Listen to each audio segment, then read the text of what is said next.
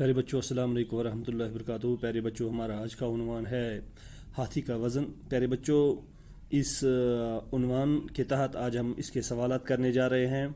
پیارے بچوں اس کے پہلے دیے ہوئے 3 سوالات ہم نے کیے ہیں، آج ہم اس کا چوتھا سوال کرنے جا رہے ہیں۔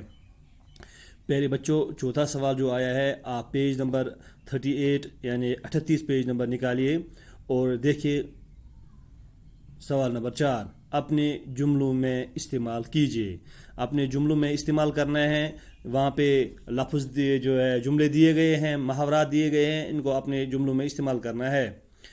پہلے بچوں پہلا جو دیا گیا ہے مالا مال کر دینا، دوسرا ہے کوئی صورت بن پڑھنا، تیسرا ہے جشن کرنا، چوتھا ہے عہد کرنا، پانچواں ہے ششو پنج میں ہونا، چھٹا ہے داد دینا۔ پہلے بچوں پہلا ہم دیکھیں گے مالا مال کر دینا۔ مالا مال کر دینا پیارے بچوں یعنی دولت مند بنا دینا۔ ملا انعام کی وجہ سے مالا مال ہو گیا۔ پیارے بچوں ملا انعام کی وجہ سے مالا مال ہو گیا، یہ اس کا جملہ بن گیا ہے۔ دوسرا ہے کوئی صورت بن پڑنا، یعنی اس کا معنی ہے کوئی راستہ دکھائی نہ دینا۔ تو ہم اس کا جملہ ایسے بنائیں گے، لوگوں نے اپنی عقل پر زور دیتے ہوئے 1000 جتن کیے مگر کوئی صورت بن نہ پڑی، مگر کوئی صورت بن نہ پڑی۔ تیسرا ہے پیارے بچوں جشن کرنا، اس کا معنی ہے خوشی منانا۔ اس کو ہم یوں استعمال کریں گے جملے میں، آج عید الفطر کی وجہ سے بچے جشن کر رہے ہیں۔ آج عید الفطر کی وجہ سے بچے جشن کر رہے ہیں۔ چوتھا ہے عہد کرنا یعنی وعدہ کرنا، اس کا معنی ہے پیارے بچوں عہد کر کے اس عہد کو پورا بھی کرنا چاہیے، عہد کر کے اس عہد کو پورا بھی کرنا چاہیے۔ پانچواں ہے ششو پنج میں ہونا، یعنی اس کا معنی ہے پریشان ہونا۔ پہلے بچوں اس کو ہم یوں جملے میں استعمال کریں گے، اس محاورے کو، بادشاہ صحت مند ہونے کے بعد اپنے عہد کو لے کر بہت ششو پنج میں رہا۔ بادشاہ صحت مند ہونے کے بعد اپنے عہد کو لے کر بہت ششو پنج میں رہا۔ پہلے بچوں چھٹا ہے داد دینا، اس کا معنی ہے کسی کے ہنر یا خوبی کی تعریف کرنا۔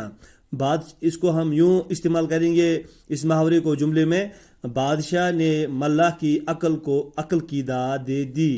بادشاہ نے ملا کی عقل کی داد دی۔ بادشاہ نے ملا کی عقل کی داد دی۔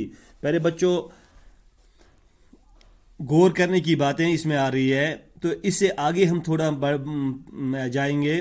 وہاں پہ ایک سوال آ رہا ہے، مندرجہ ذیل امثال کی یاد رکھے اور ان کا مفہوم دریافت کیجیے۔ یہ یہاں پہ دیے گئے ہیں،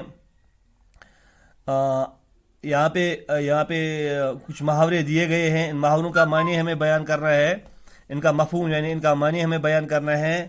پہلے بچوں یہ یہاں پہ دیا گیا ہے، ہاتھی کے دانت دکھانے کے اور کھانے کے اور دکھانے کے اور۔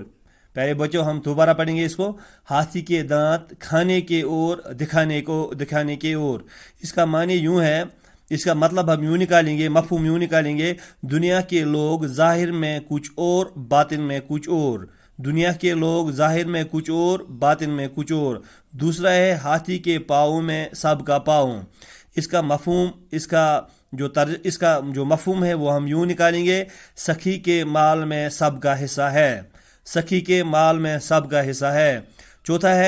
تیسرا ہے ہاتھی 1000 لٹے پھر بھی 1.25 لاکھ ٹکے کا۔ اس کا مفہوم یوں ہے، امیر کیسا ہی غریب کیوں نہ ہو جائے پھر بھی اس کی قدر باقی رہتی ہے۔ امیر کیسا ہی غریب کیوں نہ ہو جائے پھر بھی اس کی قدر باقی رہ جاتی ہے۔ پیارے بچوں یہ تھا آج کا ہمارا عنوان، دیجیے گا مجھے اجازت۔ السلام علیکم ورحمۃ اللہ وبرکاتہ۔